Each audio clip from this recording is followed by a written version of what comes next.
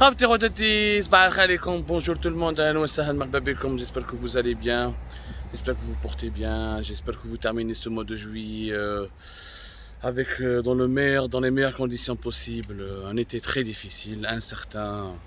Comme je vous ai dit à maintes reprises, nous vivons une période particulière dans l'histoire et je pense que nous aurons beaucoup de choses à raconter à nos enfants et petits-enfants concernant cette période troublante. Pandémie, crise économique et financière, troisième guerre mondiale déguisée plutôt. On se dirige vers un monde de moins en moins serein et de moins en moins sûr. Ça, j'en suis persuadé et je pense que ce qui se passe aujourd'hui préfigure d'une ère géopolitique, économique et politique très nouvelle, yani, avec beaucoup de tensions. Justement, Ajma, je voulais vous parler aujourd'hui à l'occasion, à la belle cette année 2022, nous avons fêté en Algérie le 60e de l'indépendance du pays. Une petite réflexion pour commencer la journée avec vous, je voudrais lancer un débat. 2019, nous avons connu le Hirak, 60 ans d'indépendance, c'est quand même incroyable ce qui se passe en Algérie. Le régime algérien est resté lui-même. Il n'a pas changé. On a déjà fait une émission hier pour parler de l'incroyable longévité et l'incroyable résilience du régime algérien. Maintenant, j'aimerais bien, j'ai fourni quelques pistes de réflexion, j'ai donné quelques explications. Et le débat s'est poursuivi sur les différentes plateformes d'Algérie Part. J'aimerais qu'on relance le débat en vous invitant bien sûr à y participer activement sur la thématique du changement. Comment changer en Algérie? Comment le changement peut se produire en Algérie? Parce que nous avons l'impression que depuis 62, rien n'a changé. Bien sûr, il y a des mutations, bien sûr, il y a des évolutions. Mais les évolutions en Algérie sont surtout démographiques, socio-économiques et légèrement politiques, parce que le système est foncièrement resté lui-même. On l'a expliqué dans une émission précédente, le système algérien, c'est la prédominance du militaire sur le politique, c'est l'institution militaire algérienne avec des ramifications au sein de la société et un pouvoir civil qui partage le pouvoir, qui partage ses prérogatives importantes avec l'armée. Il y a un pouvoir civil qui tente tant bien que mal d'exister, mais qui pourrait s'effondrer ou la vaciller sans l'appui et la protection de l'armée. Voilà. Ça, on l'a dit, Chima, c'est pas la peine d'utiliser des mots très académiques et complexes. L'Algérie est un système autoritaire, semi-militaire, ou la militaire, un système autoritaire militaire avec une façade civile. Et c'est pas là, c'est une évidence. Maintenant, le changement qui va chez J. شفنا الحراك depuis 2019, l'échec déjà. Pour moi, l'une des raisons de l'échec du Hirak, j'en ai déjà parlé, c'est qu'il n'y a pas eu de conjonction entre le Hirak et les gens au sein du système. Le système algérien, de par sa solidité, de par sa profondeur, son enracinement au sein de la société algérienne, et de par ses ramifications complexes, et le fait qu'il a survécu à des graves crises, qui m'a la décennie noire, qui m'a octobre 88, qui m'a les printemps Berba 80 et le printemps noir 2001, qui m'a le Hirak 2019, ce système ne pourra changer que de l'intérieur. L'Algérie, le changement ne pourra venir que de l'intérieur parce que maintenant, une élite politique qui a été capable de récupérer le Hirak et les revendications populaires du Hirak pour exercer des pressions sur le régime et le pousser et le contraindre à faire des concessions.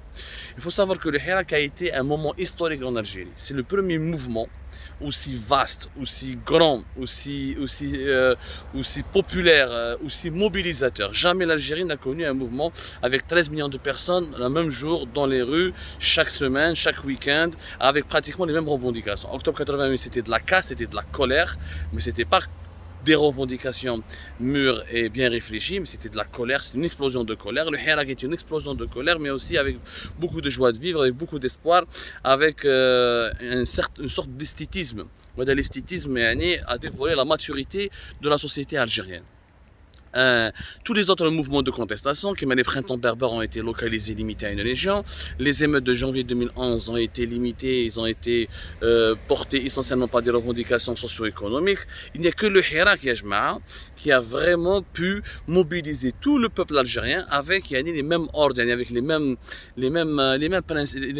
revendications, à savoir un État démocratique, un État de droit, un changement pacifique, un changement rapide, un nouveau mode de gouvernance du pays. Sauf que le Hirak n'a pas marché parce qu'il n'y a pas eu des gens du système qui l'ont qui l'ont récupéré pour changer le système de l'intérieur. Le système a récupéré le Hirak pour se débarrasser des Bouteflika, pour se débarrasser du clan présidentiel, pour démanteler le régime Bouteflika. C'est juste une utilisation, c'est une instrumentalisation. Mais il n'y a pas eu d'alliance. C'est-à-dire qu'au sein du régime algérien, il y a une élite encore progressiste. Elle existe, bien sûr, elle existe. Mais elle est limitée. Mais il y a une élite progressiste dans les véritables centres de commande du système. Le changement en Algérie, en l'absence, dans les pays où il n'y a pas de scène politique, où il y a des syndicats structurés, où il y a des partis politiques très populaires, où il y a des grandes associations de la société civile qui peuvent mobiliser des millions de personnes, où il y a une classe intellectuelle fortement présente et qui a des connexions approfondies avec la société.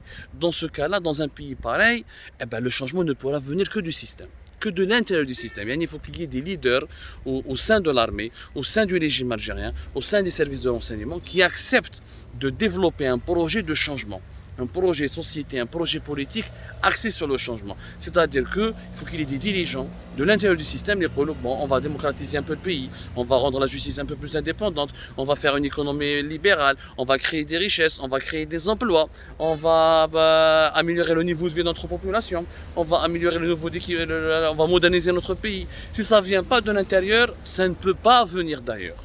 Pour une raison simple, ce qui nous a fait mal en Algérie, c'est la décennie noire. Pourquoi nous n'avons pas de partis politiques populaires, structurés, qui sont capables de mobiliser les masses et des millions de personnes?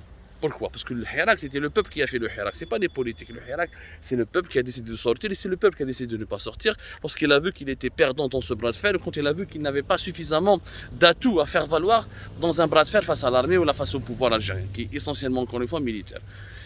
C'est la décennie noire, il n'y a pas des partis politiques. Le mouvement islamiste s'est radicalisé, il a perdu la guerre civile. Ensuite, les islamistes libres, c'est des islamistes qui ont partisé avec le pouvoir, qui ont été récupérés. Celui qui a été exilé s'est exilé, les rahmarash. Donc l'islamisme en Algérie a totalement échoué. En choisissant le mode de lutte armée, dans les années 90, il s'est enterré lui-même. Et en perdant la lutte armée, il a totalement perdu la face, il ne pourrait plus jamais revenir sur la scène politique. Les autres mouvements malheureusement, les démocrates algériens sont souvent restés cantonnés à certaines régions du nord du pays, la Kabylie, la capitale, un peu Oran, un peu Constantine. Ils n'ont jamais fait un travail sérieux de terrain pour embrigader les gens, pour recruter, pour développer les esprits, pour recruter des nouveaux militants. C'est resté des démocrates de salon. Et souvent, ils ont été liés au régime. Souvent, ils ont partisé avec le régime. Et souvent, ils sont de classe francophone, etc. Alors que le pays s'est arabisé, la démographie algérienne elle a changé, et la société algérienne, la culture algérienne elle a changé.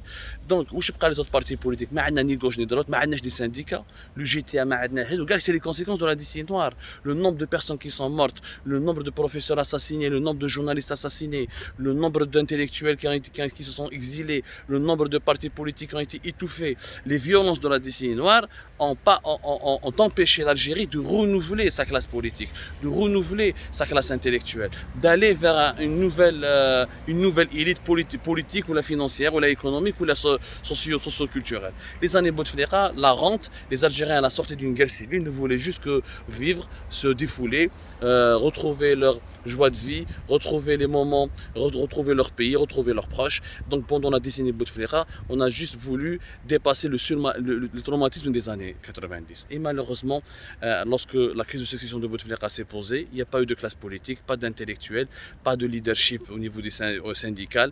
Et donc le Hirak a navigué tout seul jusqu'à ce qu'il se rende compte qu'il ne peut pas gagner ce bras de fer face au régime algérien. La réflexion se poursuit sur les différentes plateformes d'Algérie Part.